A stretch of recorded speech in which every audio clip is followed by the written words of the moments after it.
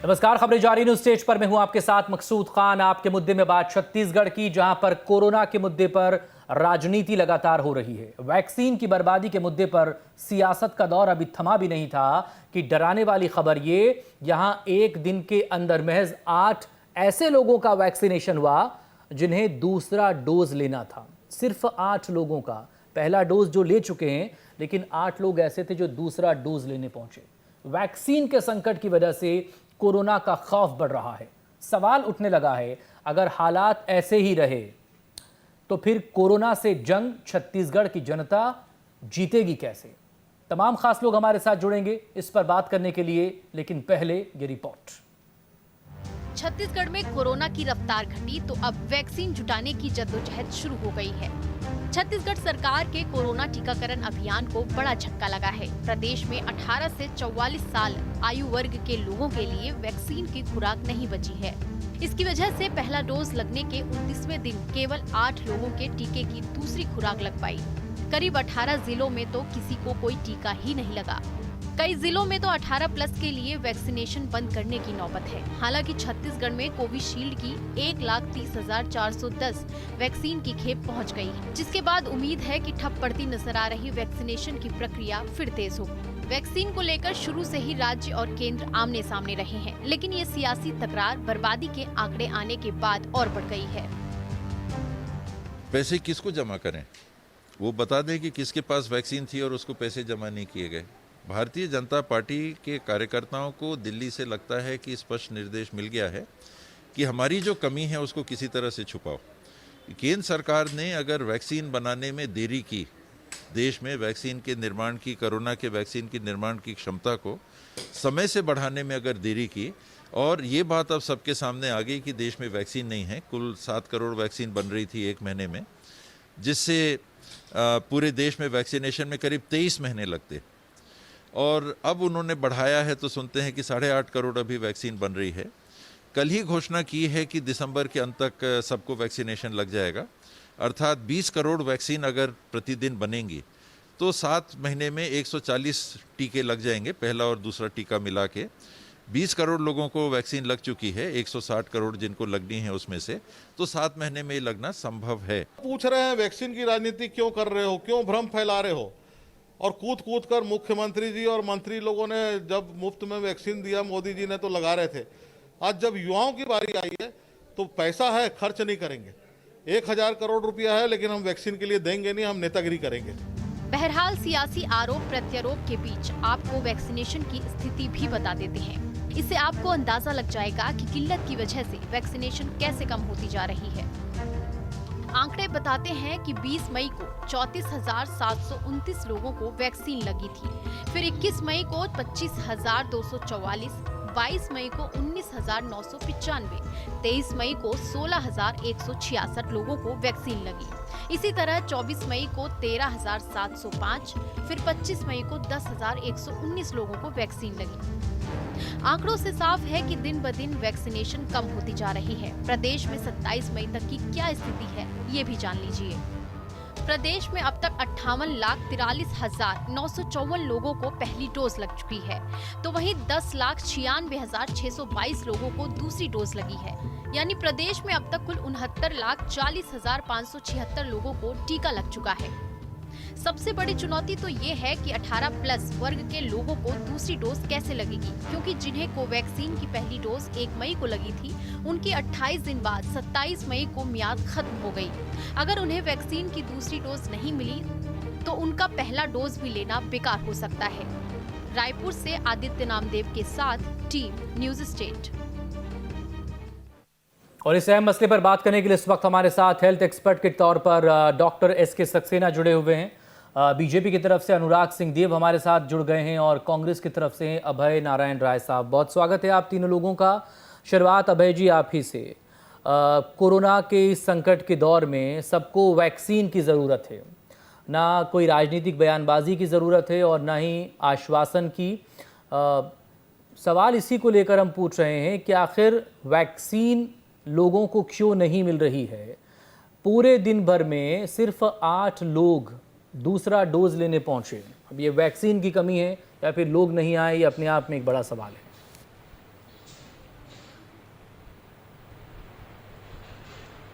मकसूद जी, निश्चित रूप से आपने अपनी टिप्पणी में सारी बातें कह दी। कांग्रेस कभी भी ऐसे मुद्दों पर राजनीति नहीं करती और कांग्रेस को ऐसे मुद्दों पर राजनीति करने की आवश्यकता भी नहीं है। केंद्र सरकार के प्रधानमंत्री 20 अप्रैल को घोषणा करते हैं कि 18 प्लस वालों को भी टीका लगेगा और 1 मई से ये टीकाकरण प्रारंभ हो जाएगा। लेकिन प्रधानमंत्री जी, केंद्रीय स्वास्थ्य मंत्री जी, केंद्र की सरकार यह बात बिल्कुल नहीं बताती कि टीके कितने देश में बन रहे हैं, टीके कैसे राज्यों को मिलेंगे, किस कंपनियों से कितना टीका मिलेगा और टीकों का उत्पादन कितना है। ये देश की जनता को बताना चाहिए था उनको। 20 अप्रैल को आपने घोषणा किया और 1 मई से टीकाकरण अभियान प्रारंभ हो जाएगा। छत्तीसगढ़ सरकार ने प्रधानमंत्री की बात मान ली, उस चैलेंज को स्वीकार कर लिया और 3 लाख, 3.25 लाख टीके प्रतिदिन लगवाने की टीकाकरण केंद्रों में व्यवस्था कर दी, जो 45% लग रहा था उसके अलावा। लेकिन दुर्भाग्य है कि पहला 45% का टीका तो केंद्र सरकार ने दिया।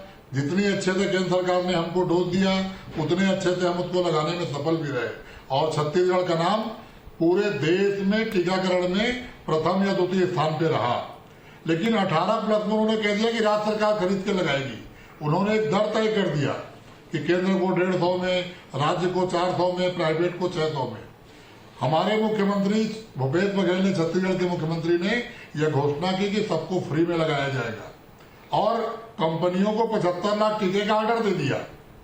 अब यह अवस्था है कि पूरे मई महीने में हमको टीके जो मिले 7,97,000 टीके हमको 18-44 के लिए प्राप्त हुए, जिसमें हम 7,78,000 टीके लगा चुके हैं। अब टीका हमारे पास लगाने के लिए है ही नहीं। सेंटर हमारे खुले हुए हैं, लोग वहां आ रहे हैं और वापस जा रहे हैं। 18 जिलों में, अगर कोई दोषी है 18 तो जिलों में अभय जी वैक्सीनेशन नहीं हुआ। आज 18 जिलों में वैक्सीनेशन नहीं हो पाया। 18 प्लस को अगर टीका लगना है उनको टीका नहीं मिल पा रहा, बाकी लोगों को भी कहाँ मिल रहा है टीका? आज भी अभी तक जो समाचार है कि जो 6 लाख टीके जून महीने में हमको मिलेंगे, वो भी पहली खेप 7 जून को आएगी। और कोवैक्सीन की तो हम पहली डोज लगा चुके हैं, दूसरी डोज हमको मिलनी चाहिए थी, वो दूसरी डोज के लिए टीके आए नहीं। पहली डोज 1.5 लाख की आई, हमने पहली डोज लगा दी। 27-28 तारीख को दूसरी डोज लगनी थी, लेकिन टीके कंपनियों से प्राप्त नहीं हो रहे हैं। केंद्र सरकार की नीति वैक्सीन को लेके बिल्कुल गंभीर नहीं है, पूरी तरह से फेल है। अनुराग जी जवाब दीजिए। राज्य सरकार जो है वो कंपनियों के भरोसे और केंद्र के भरोसे बैठी हुई है। ठीक, अभय जी अनुराग जी को सुनिएगा प्लीज। और हम न लगा पा रहे हो तो हमारी कमी है, इसको हम मान लेंगे। अनुराग जी प्लीज जवाब दें। देखिए मकसूद जी, ये बहुत महत्वपूर्ण विषय पर डिबेट आज आपने रखी है और निश्चित रूप से अब सिर्फ जो एक इलाज दिख रहा है, एक जो राहत की का भविष्य दिख रहा है, वो है टीकाकरण अभियान। और टीकाकरण अभियान को लेकर पूरे तरीके से सजगता के साथ दुनिया भर के देशों ने अपना काम शुरू किया है। भारत भी वैक्सीनेशन ड्राइव में बहुत अच्छी स्थिति में है, हम दूसरे नंबर पर है देश में, विश्व। तो आज के तारीख में हम बहुत तेजी के साथ आगे बढ़ रहे हैं, लेकिन इस पूरे सिस्टम में जो संघीय ढांचा था और उसके आधार पर केंद्र सरकार और राज्य सरकार को मिलकर इस पीड़े को उठाना था।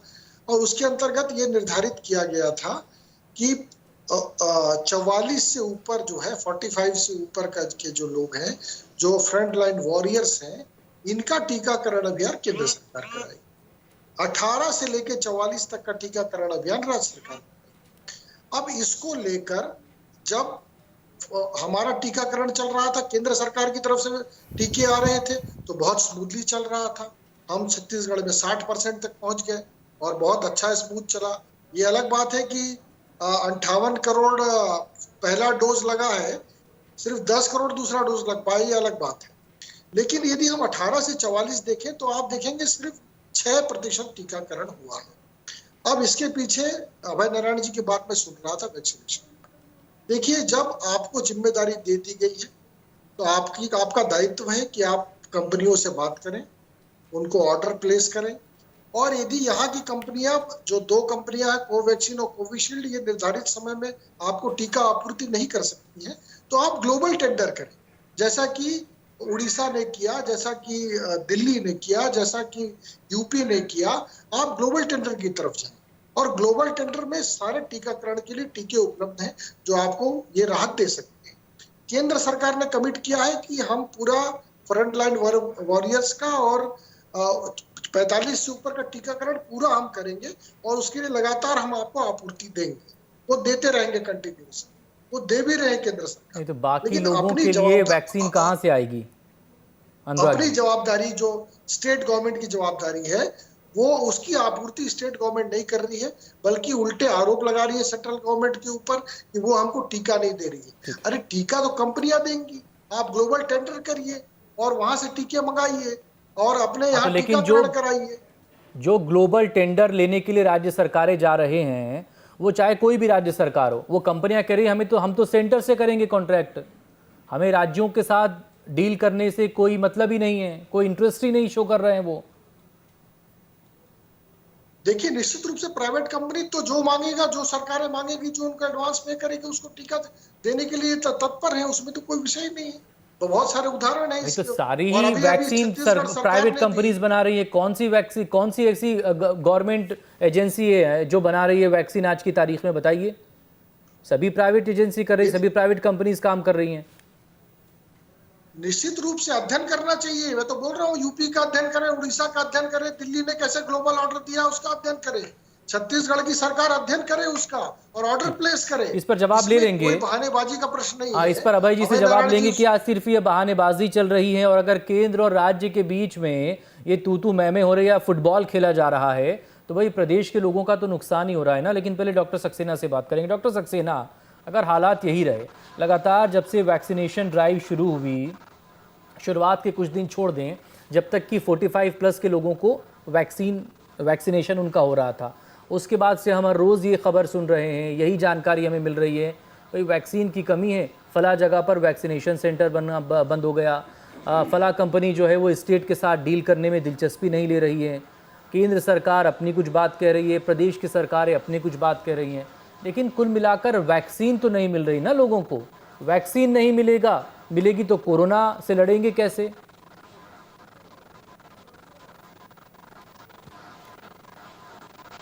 इतने टाइम में बनती है, ये लोग इसके अंग्रेज। यदि हम देखें तो स्मॉल पॉक्स की वैक्सीन 32,200 साल में बनी थी। पोलियो की वैक्सीन देखें तो 2,500 से ज्यादा साल लगे थे। और हम नीचे चले आए तो जितनी भी वैक्सीन आज मार्केट में कोई भी एक साल के अंदर नहीं बनी। मतलब आज ये कहना चाहिए कि एक साल के अंदर यदि भारत में वैक्सीन बन गई तो ये बहुत बड़ी बात थी। इसको जो है हमको तहे दिल से इसका स्वागत करना चाहिए, पहली चीज। दूसरी चीज, इस देश में डेमोक्रेसी वर्धन ही अभिशाप, क्योंकि ये देख रहे भी तो देखिए आप, डेंसिटी ऑफ पॉपुलेशन। यदि आज हमने 20 करोड़ से ज्यादा वैक्सीनेशन कर दिया तो हमने आधा अमेरिका कर दिया, इंग्लैंड पूरा कर दिया, फ्रांस पूरा कर दिया। लेकिन 130 करोड़ की वैक्सीनेशन तो दुनिया का कोई भी देश हो, अमेरिका को भी आप बोल दो तो वो भी 10 महीने में नहीं करके दे सकता। ये एक माफिया है, जो वैक्सीनेशन माफिया है, जो नहीं चाहता कि इस देश में वैक्सीन बने और उनका अरबों का नुकसान हो रहा है। इसमें बहुत बड़े बड़े प्लेयर हैं, हमको ये सोचना पड़ेगा। और हमारे यहाँ जो है उनको मदद करने वाले लोग हैं, मुझे तो ऐसा लगता है। नहीं तो ऐसी कौन सी चीज है, यदि मान लीजिए वैक्सीनेशन इस देश में नहीं बनता और हमको सब पूरा बाहर से लेना पड़ता, तो क्या हम ले आते क्या इतना एकदम? तब भी वो खेत में आता और धीरे धीरे ही आता। और हो सकता था कि आज 20 करोड़ जो लोगों को लग गया, 20 करोड़ लोगों को भी नहीं लगता।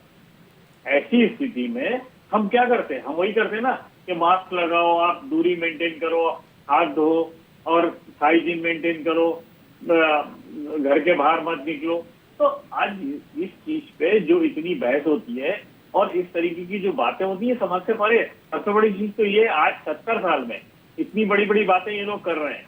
क्या 70 साल में हमारे यहाँ क्या वेंटिलेटर नहीं थे क्या? हमारे यहाँ ऑक्सीजन नहीं थी क्या? हमारे यहाँ क्या बेड्स नहीं थे क्या? क्या व्यवस्थित किए हमने? आज जो एकदम ऐसी इमरजेंसी क्रिएट हुई तो इन लोगों ने क्या किया? आज हम ना ICU बना सके 70 साल में, ना हम इंडियन मेडिकल सर्विसेज क्रिएट कर सके, ना हम नेशनल हेल्थ सर्विसेज बना सके। ये एक बायोलॉजिकल वार है, और इस ऐसे बायोलॉजिकल वार पे हमको थोड़ा संयम बरतना चाहिए, धैर्य से काम करना चाहिए, और ऐसे समय में सबको मिल के क्रिटिसाइज करके नहीं, क्योंकि देश का क्रिटिसिज्म बाहर बहुत हो रहा है। नहीं तो लेकिन ये मिलाप अभी भी कहाँ देखा जा रहा है? राज्य केंद्र को ये जिम्मेदार बता रहा है, दुर्भाग्य है। केंद्र राज्य ये को बहुत जिम्मेदार बड़ा बता रहा दुर्भाग्य है, है। सब एक दूसरे के ऊपर उंगली उठा रहे हैं। पॉपुलेशन को बजाय के समस्या की जड़ पर पहुंचे उसका समाधान करें, वैक्सीन कैसे आएगी ये सुनिश्चित करें, एक दूसरे के ऊपर ये पॉलिटिकल ब्लेम गेम हो रहा है। इसके अलावा हो क्या रहा है बताइए अभय जी, कुछ और हो रहा हो तो? आप कह रहे हैं केंद्र की जिम्मेदारी, केंद्र वाले कह रहे हैं कि राज्य की जिम्मेदारी, हम तो सिर्फ फ्रंट लाइन वर्कर्स को करवाएंगे वैक्सीनेशन। बाकी और जो स्टेट हैं जिन्हें वैक्सीन मिल रही है, क्या वहां का अध्ययन किया आपने? जैसा कि सवाल अनुराग सिंह देव कर रहे थे। देखिए, अनुराग सिंह देव जी खुद बता दें कि उड़ीसा और मध्य प्रदेश में कितना % वैक्सीनेशन हो गया। जो स्थिति छत्तीसगढ़ की है वही स्थिति अन्य प्रदेशों की भी है, क्योंकि टीका बनाने वाली कंपनियां भारत की सिर्फ 2 कंपनियां हैं और सारे स्टेट उनसे खरीदने की बात कर रहे हैं। 75 लाख वैक्सीन का हमने ऑर्डर दे दिया है, जो वैक्सीन हमें प्राप्त नहीं हो पा रही है। ये अनुराग सिंह देव जी भी सच्चाई को जानते हैं। मेरा निवेदन ये था कि जिस तरह आपने 45+ को केंद्र के भरोसे रखा और केंद्र सरकार ने सभी राज्यों को टीका उपलब्ध करवाया, तो युवाओं को क्यों छोड़ दिया? आज भी आप एक नीति बनाइए, केंद्र की एक नीति बनाइए और टीका सब पैसा आप राज्य से लीजिए, पैसा लेने में कहीं कोई परेशानी नहीं है, लेकिन आप फिक्स करिए कि हर राज्य को इतना कोटा मिलेगा।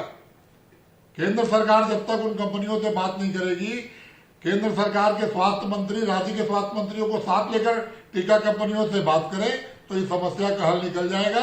छत्तीसगढ़ सरकार टीका लगाने के लिए तैयार बैठी है, टीकाकरण के केंद्र खोल के रखे गए हैं, सारी सुविधाएं हमारे पास उपलब्ध है, और यदि हमको टीका 1,30,00,000 बगैर वैक्सीन के वैक्सीनेशन कैसा, और वैक्सीनेशन ड्राइव कहाँ गई? लगा देंगे। अभय जी, सेंटर भले ही खुल गए हों, लेकिन वैक्सीन तो होना चाहिए ना। वैक्सीन तो कंपनियां देंगी ना।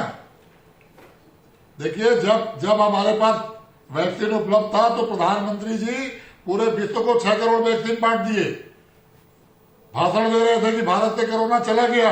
उस दिन उनको ख्याल नहीं आया कि दूसरी लहर आएगी, और आएगी तो क्या परेशानी होगी। और आज भी 35,000 करोड़ रुपए की बात प्रधानमंत्री वित्त मंत्री जी ने अपने घोषणा में की थी बजट पेश करते समय कि वैक्सीन के लिए 35,000 करोड़ रुपया रखा गया। आज तक केवल 4,488 करोड़ रुपए खर्च हुए। इनका कोई योजना नहीं है, इनकी कोई स्कीम नहीं है, देश को इन्होंने भगवान के भरोसे छोड़ दिया है। ये तो 7 साल की खुशी बनाने में लगे हैं।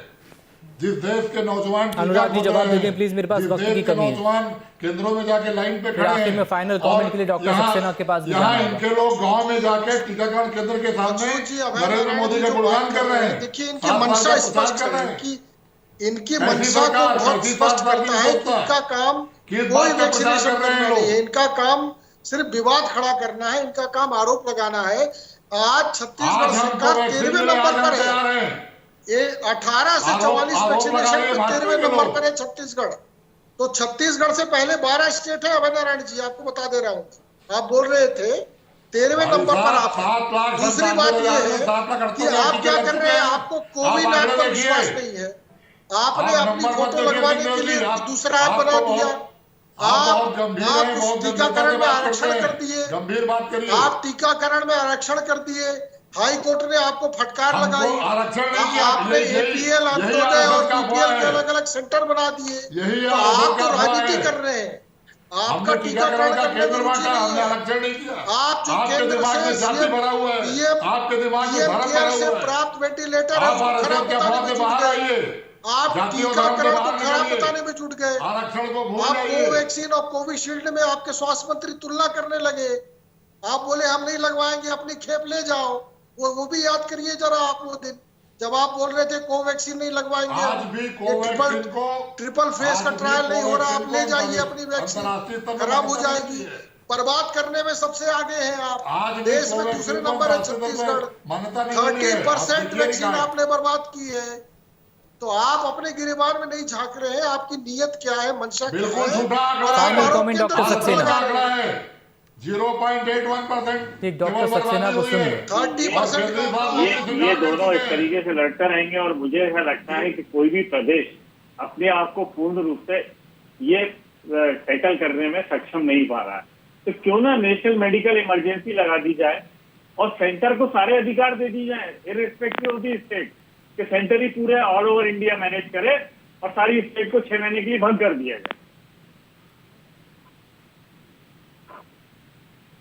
जिससे किसी को ये ना हो कि सेंटर हमको नहीं दे रहा और सेंटर से हमको ये नहीं मिल रहा है। जब सेंटर ने ही सब कुछ करना है तो क्यों ना नेशनल मेडिकल इमरजेंसी लगा दी जाए। तो सेंटर वैक्सीन दे दे, राज्य वैक्सीनेशन करवा दे अपने हेल्थ वर्कर से, बाकी और लोगों से। नहीं, नेशनल मेडिकल इमरजेंसी हो जाए ना, पूरा काम जो है सेंटर को दे दिया जाए, क्योंकि इनको बेड भी वहीं से चाहिए, वेंटिलेटर भी वहीं से चाहिए, ऑक्सीजन भी वहीं से चाहिए, वैक्सीन भी वहीं से चाहिए। कल को मेडिकल स्टाफ नहीं मिलेगा तो ये वहां से मांगेंगे कि हमारे पास तो नर्सेज नहीं, नर्सेज भी दो, हमारे पास डॉक्टर नहीं है, डॉक्टर भी दो। ऑल ओवर इंडिया डॉक्टर की भी बहुत कमी है, वैसे भी डॉक्टर्स की बहुत, अभी सेकंड वेव में डेथ हुई है। जीएसटी का हमारा तो ऐसी स्थिति में ये लोग बिल्कुल अकर्मण्य हो जाएंगे सबसे, इर्रिस्पेक्टिव ऑफ द स्टेट बात कर रहा हूँ। ठीक, आज वक्त इतना ही है। बहुत शुक्रिया आप सभी लोगों का, डॉक्टर सक्सेना, अभय जी, अनुराग जी, बहुत शुक्रिया। उम्मीद है कि वैक्सीन की कमी जल्दी दूर हो और वैक्सीनेशन ड्राइव में तेजी आए, तभी जाकर कोरोना के फ्रंट पर हम मजबूत हो पाएंगे। छोटे से ब्रेक के बाद खबरें जारी हैं।